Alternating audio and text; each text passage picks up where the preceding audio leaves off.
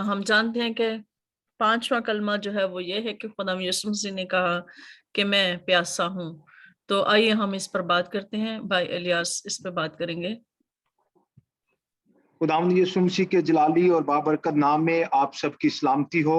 आपकी भी सलामती हो। आए हम इस कलमे को आज समझने की कोशिश करेंगे। ये कलमा पांचवा कलमा जिसमें यीशु मसीह एक इंसानी शक्ल में जो इस दुनिया में आया, उसने उस प्यास को महसूस किया। मेरे जीजो, कलाम मुकद्दस में यूहन्ना की अंजील में ये लिखा है, यीशु मसीह ने कहा कि मैं प्यासा हूं। ये अप्रैल का महीना था और यहां पर सख्त गर्मी का मौसम था और सूरज अपनी आबोताब में था। अपनी गर्म किरणें उस इंसानी जिस्म पर फेंक रहा था और यीशु मसीह के सर पर कांटों का ताज पहनाया गया। उसके हाथों पांव पर कील ठोके गए।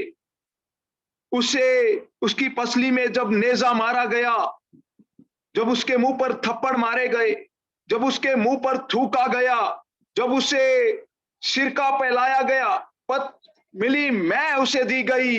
लेकिन मेरे जीजो, मेरा और आपका यीशु जब जख्मों की ताब ना लाते हुए बेसाख्ता अपने जुबान मुबारका से ये अल्फाज सादिर करता है कि मैं प्यासा हूं, वो यीशु जो पानी को मैं में तब्दील करने की कुदरत रखता है, वो यीशु जो समुद्रों को दो हिस्सों में तकसीम करने की कुदरत रखता है, वो यीशु जो पानियों को पर चलने की कुदरत रखता है, वो यीशु जो पानियों को डांटता है, तूफानों को डांटता है और वो थम जाते हैं, वो यीशु जो पानी को बर्फ में बदलने की कुदरत रखता है, वो यीशु जो पानी को बारिश में बदलने की कुदरत रखता है, वो यीशु आज कहता है कि मैं प्यासा हूं।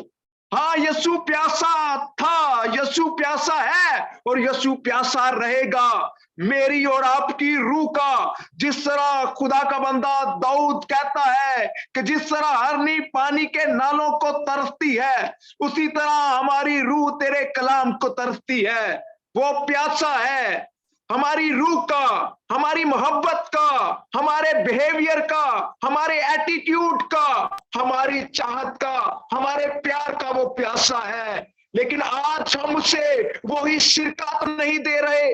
आज हमें अपनी जिंदगियों पर गौर करने की जरूरत है, देखने की जरूरत है, झांकने की जरूरत है। क्या हम यीशु मसीह को करवाहट तो नहीं दे रहे सिरके की सूरत में? मेरे जीजो, याद रखें, खुदावंद यीशु मसीह के सलीबी वाकयात पर गौर करने से पता चलता है कि उसकी तकलीफ और अजियत का आगाज उसी वक्त हो गया था जब वो फतह खाने के बाद पाक जुमा रात को रात 11 बजे बाला खाना से गतसमनी बाग की तरफ रवाना हुआ।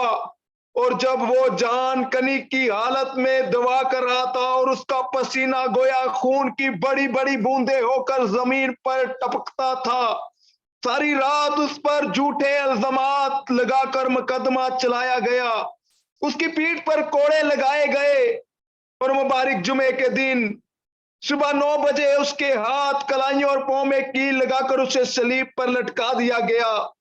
लगातार 6 घंटे उसके जिस्म से खून बहता रहा। बालाहर उसके जिस्म में पानी की कमी हुई, जो कि एक इंसानी जिस्म के लिए फितरी बात थी। इस पर हमारे नजात दहिंदा के मुंह से ये अल्फाज तादिर हुए, हाँ मैं प्यासा हूं। मेरे जीजो, वो यीशु जो सामरी औरत से मुहातिब होता है, तब भी उस औरत से पानी मांगता है और वो औरत उससे कहती है कि तू यहूदी होकर मुझ सामरी औरत से पानी मांगता है। जबकि यहूदी सामरियों को अच्छा नहीं समझते थे, लेकिन यीशु मसीह ने कहा कि अगर तू इस बख्शिश को जान जाती और तू मुझसे पानी मांगती तो तू कभी प्यासी ना रहती, बल्कि तुम्हारी जिंदगी से पानी के चश्मे जारी हो जाते। आज भी खुदा आपके लिए चश्मे जारी करने की कुदरत रखता है। आज भी वो आपके लिए प्यासा है। आज भी वो आपकी प्यास बुझाने को है। मेरे जीजो याद रखे, आज हम भी तो प्यासे हैं। आज हम भी तो प्यास रखते हैं। हमारी प्यास बड़े घर की है। आज हम प्यासे हैं बड़ी गाड़ी के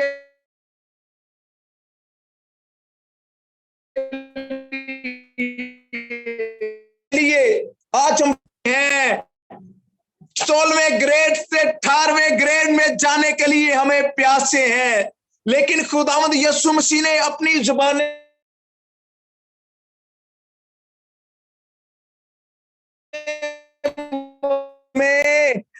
में मिल जाएंगी।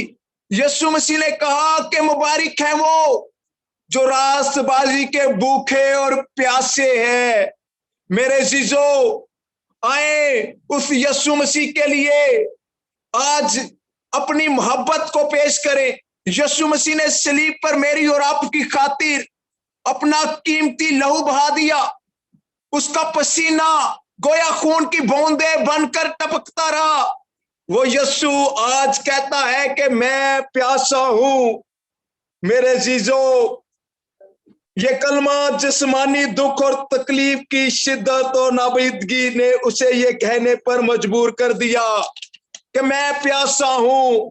कलवरी के इस सफर में खुदावंद यीशु मसीह को दोबारा 2 बार मशरूब पेश की गई। पहली दफा 9 बजे के करीब जब उसके हाथों और पांव में कील लगाए गए, उसे सलीब पर लटका दिया गया और उस जगह पर जो खोपड़ी की जगह कहलाती है पहुंचकर पतमली हुई मैं उसे पेश पीने को दी गई, मगर उसने चख कर पीना ना चाहा। एक रिवायत के मुताबिक रोमी हुकूमत जब किसी को मसलूब करती थी तो उसे सलीब पर लटका देने के बाद पतमली हुई मैं पेश की जाती ताकि उसका दुख और दर्द कम हो जाए और वो नशा की हालत में ही मर जाए, क्योंकि हमारा नजात दहिंदा खुदावंद यीशु मसीह हमारे गुनाहों के कफारा के लिए रजा कराना ये दुख दर्द बर्दाश्त कर रहा था। इसलिए पतमिली हुई मैं पीने से इनकार कर दिया, क्योंकि वो अपने होश हवास में रहकर बनी नूह इंसान के गुनाह के कफारा का काम पूरा करना चाहता था, ताकि इंसानियत के गुनाहों के कफारे में किसी किस्म की कमी ना रहे। दूसरी बार उसे सिरका उस वक्त पेश किया गया जब यीशु मसीह ने तकरीबन 3 बजे के दरमियान में प्यासा हूं कहा, तो रोमी सिपाहियों ने उसे सिरका में भिगोए हुए स्पंज को जोफे की शाख पर रखकर उसके मुंह से लगाया। ये तकरीबन 15वां घंटा मुसलसल मशक्कत और दुख उठाने के बाद उसके लिए ये नवस्ता पूरा हुआ। इसलिए यीशु ने कहा कि मैं प्यासा हूं। मेरे जीजो याद रखे, यीशु मसीह जिसने मेरी और आपकी खातिर सलीब पर जान दे दी, जिसने मेरे और आपके लिए वो सलीबी मौत गवारा की, जहां पर डाकुओं को, चोरों को और उन बदमाशों को लटकाया जाता था जो बड़े बड़े मुजरिम होते थे, लेकिन हमारा यीशु मसीह जो बेगुनाह था, जो बेकसूर था, और रोमी हुकूमत ने इस बात को 3 बार बाइबल मुकद्दस में इतराफ किया कि उसके हक में कोई भी ऐसे दलाइल नहीं थे कि उसे रोमी हुकूमत उसे मुजरिम करार दे सके। मेरे जीजो याद रखें, खुदावंद यीशु मसीह जो मेरे और आपके लिए सलीब पर चढ़ गया, और आज दुनिया इस फलसफे को जानना चाहती है कि आखिर ये फलसफा क्या है, किस तरह एक शख्स ने पूरी दुनिया पर हुकूमत कर ली। आज बादशाह अपना ताज उतारते हैं और यीशु मसीह को सजदा करते हैं। ये फलसफा क्या है? लोग आज इस फलसफे को जानना चाहते हैं। फलसफा मेरे अजीजों ये है, एक बहुत बड़ा राइटर अपनी बुक में लिखता है कि what is different between Alexander and Jesus. और भाई क्या फर्क है यीशु मसीह में और सिकंदर आजम में। उसने भी 3 साल की खिदमत में दुनिया को फतह कर लिया और मेरे यीशु ने भी 3 साल की खिदमत में दुनिया को फतह कर लिया। इसमें फर्क क्या है? फर्क मेरे जीजो ये है कि सिकंदर आजम ने दुनिया को मारकर फतह किया था, लेकिन मेरे यीशु ने सलीब पर अपनी जान देकर दुनिया को फतह कर लिया। आज देखें कि सिकंदर आजम के कितने फॉलोअर हैं, कितने मानने वाले हैं, लेकिन मेरे यीशु के पूरी दुनिया में मानने वाले हैं। आज यीशु मसीह के फॉलोअर आज पूरी दुनिया में पाए जाते हैं और आज सबसे ज्यादा पढ़ी जाने वाली किताब आपकी और मेरी बाइबल मुकद्दस है। आज दुनिया में सबसे ज्यादा छापी जाने वाली किताब आपकी बाइबल मुकद्दस है। आज दुनिया में सबसे ज्यादा फ्री बांटी जाने वाली किताब बाइबल मुकद्दस है। आज दुनिया में सबसे ज्यादा पढ़े लिखे लोग मसीहत से तलक रखते हैं। आज दुनिया में सबसे ज्यादा एजुकेटेड लोग मसीहत से तलक रखते हैं। आज दुनिया में सबसे ज्यादा रहमदिल लोग मसीहत से तलक रखते हैं। आज दुनिया में सबसे ज्यादा खैरात करने वाले लोग मसीहत से तलक रखते हैं, जिनमें एक नाम बिल गेट्स का भी है, जो दुनिया में पोलियो वैक्सीन पेश करता है। यीशु मसीह के सलीबी पैगाम को सामने रखते हुए इस बात को जानता है कि यीशु मसीह कहर करने में दीन और शफकत में गनी था। वो रहीम गयूर खुदा था। उसने सब कुछ सलीब पर बर्दाश्त किया, उसने माफी का दर्द दिया, उसने मोहब्बत का दर्द दिया। और आज देखें बिल गेट्स जब पोलियो वैक्सीन जब डोनेट करता है तो ये नहीं कहता कि ये सिर्फ और सिर्फ मसीहियों के बच्चों को लगाई जाए, बल्कि ये कहता है कि दुनिया के जितने भी दुनिया इंसानियत इस आबाद है, तमाम इंसानों के बच्चों को ये वैक्सीन दी जाए ताकि किसी भी बच्चे के अज़ा ना मारे जाए।